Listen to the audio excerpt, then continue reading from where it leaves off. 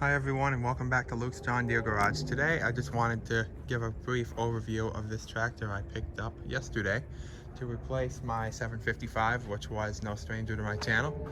This is, I believe, about a 2006 model John Deere 2305, which is a 24 horsepower hydrostatic, as you can see here, compact tractor, four-wheel drive. This unit's really in nice condition.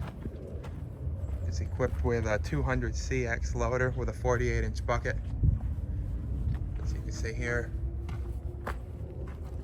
it's got 440 hours on it right now, which is pretty low for the age. Looks like a replacement seat. After fixing a couple of loose wires, was able to get all the lights working. This is my heavy hitch setup here off of my 755. You can see the front headlights work. This has the John Deere style quick attach, which is typical with these loaders, as opposed to the skid steer quick attach conversion that I had on my 755.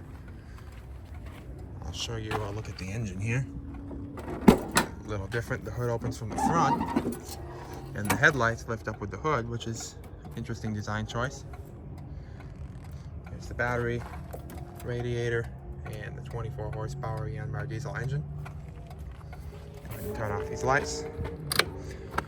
But this is a really handy tractor, and I think I'm going to get a lot of use out of it.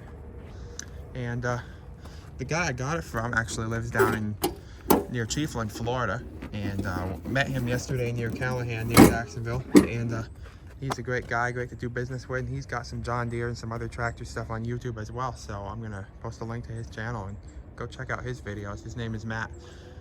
But as you can see, this tractor is really in nice shape, and I think it's going to serve me well for a long time. The best part of it is over here. Part of the deal was this ProWorks 48-inch John Deere quick attach grapple. So I'm super excited to have a grapple available for my tractor. Now, you might have noticed that this grapple has a hydraulic cylinder on it, which requires a third function on the tractor, which it does not currently have. This grapple was actually purchased separately from this tractor and was never used with it by the previous owner.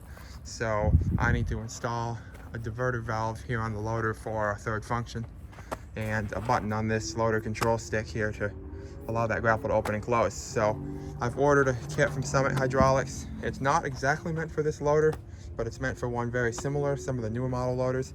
So that'll be some interesting stuff there to see if we can get it modified and working. I'm pretty sure we can. So stay tuned for some video updates on that.